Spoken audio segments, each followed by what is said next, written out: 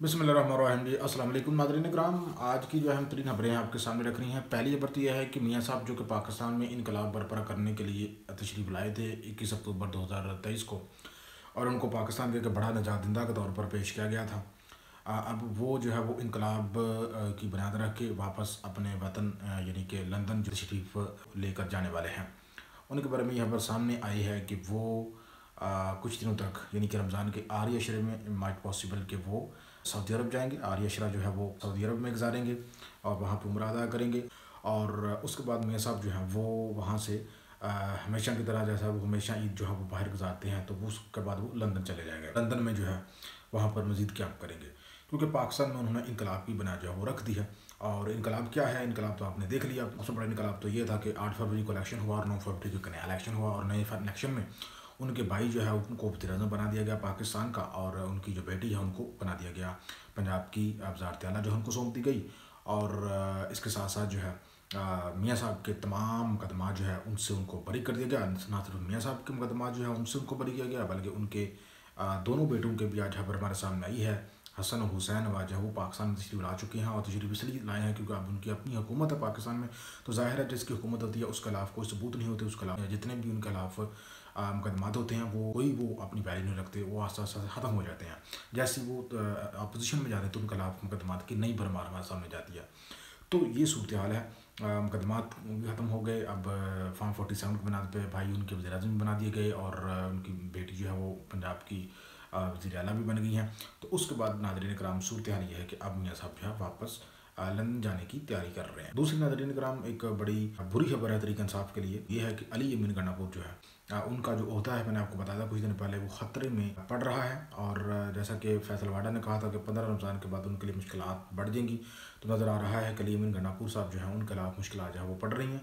उनको 9 मई के केसेस में जो है वो पिंडी की अदालत ने 2 अप्रैल को तलब कर लिया है, और उनके नाकाबिल ज़मानत वारंट गिरफ्तारी जारी कर दी गई, यानी कि ऐसे वारंट जो है वो जारी किए गए हैं जिसमें उनको ज़मानत नहीं मिल सकती आइंदा कुछ दिनों। उनके बारे में कहा गया है कि उनको गिरफ्तार करके पेश किया जाए। वज़ीर आला को अब इस तरह से गिरफ्तार करके पेश करेंगे तो फिर जो सूबे की आवाम है किस तरह से ज़ख्मी होगी, ये खौफनाक सूरत हाल हमारे सामने जो है वो आ सकती है। इसके साथ साथ 26 मार्च को उनकी जो नाहली है वो रेफरेंस जो है वो भी सुनवाई करने जा रहा है इलेक्शन कमीशन ऑफ पाकिस्तान। आपको याद होगा कि इससे पहले गिलगित बल्तिस्तान के जो वज़ीर आला हैं उनको भी इस तरह से नाहल किया गया था, और अब ये कहा जा रहा है कि जो अली यमीन गन्नापुर साहब हैं उनको पहले नाहल किया जाएगा 26 मार्च को में भी, और उसके बाद फिर शायद उनको गिरफ़्तार कर लिया जाए।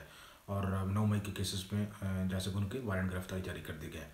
तो ये नाज़रीन कराम बहुत ही बुरी खबरें हैं जो मैंने आज आपके सामने रखी हैं। तीसरी नाज़रीन कराम में खबर आपके सामने ये रखनी है, बल्कि बात करनी है आज कच्चे के डाकुओं के ऊपर। कच्चे के डाकू ने पाकिस्तान की कौम का जीना जो है वो दोबर किया हुआ है। मैं ये कहता हूँ कि पाकिस्तान ने अभी हाल ही में वो दहशतगर्द जिन्होंने पाकिस्तान में जो है वो हमले किए और यहाँ पे नुकसान पहुँचाया, उनके खिलाफ हमने बड़ा ज़बरदस्त अफ़गानिस्तान में ऑपरेशन किया। बहुत अच्छी बात है, दहशतगर्दों के खिलाफ इस तरह से कार्रवाई करनी चाहिए। लेकिन अहम तरीन सवाल यह है कि ये जो कच्चे के डाकू हैं इनके खिलाफ कब कार्रवाई होगी। ये पाकिस्तान के लोगों को जहाँ दिल करता है किसी को अगवा करते हैं।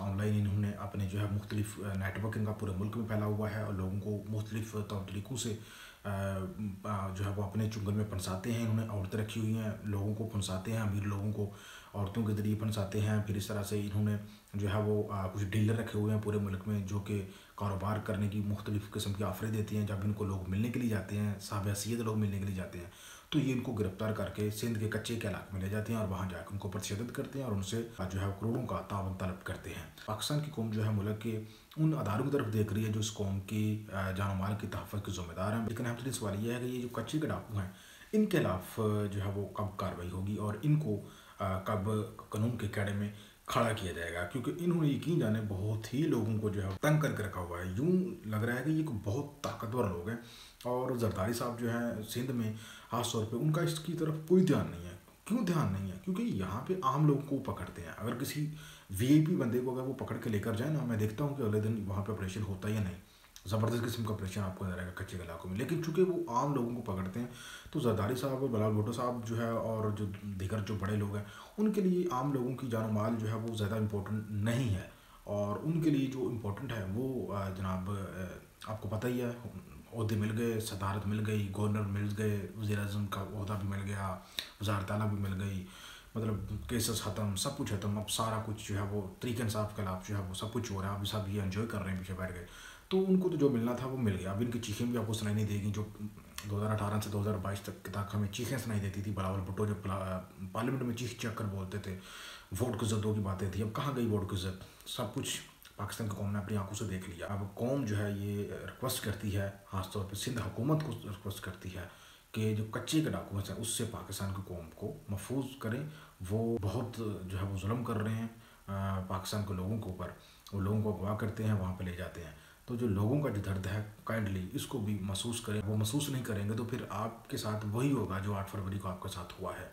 आपको मतलब लोगों ने मुस्तरद किया है, क्योंकि कौम तो इतनी आती नहीं है ना। कौम को तो पता है कि कौम की हैरवाही में कौन से इक़दाम कर रहे हैं, कौन से ऐसे स्टेप आपने लिए हैं जिससे इस कौम का भला हो, जिससे आम आदमी का भला हो। आपने तो हमेशा वो स्टेप लिए हैं जिससे आपकी जो गिरफ्त है इक़्तिदार के ऊपर वो मजबूत हो।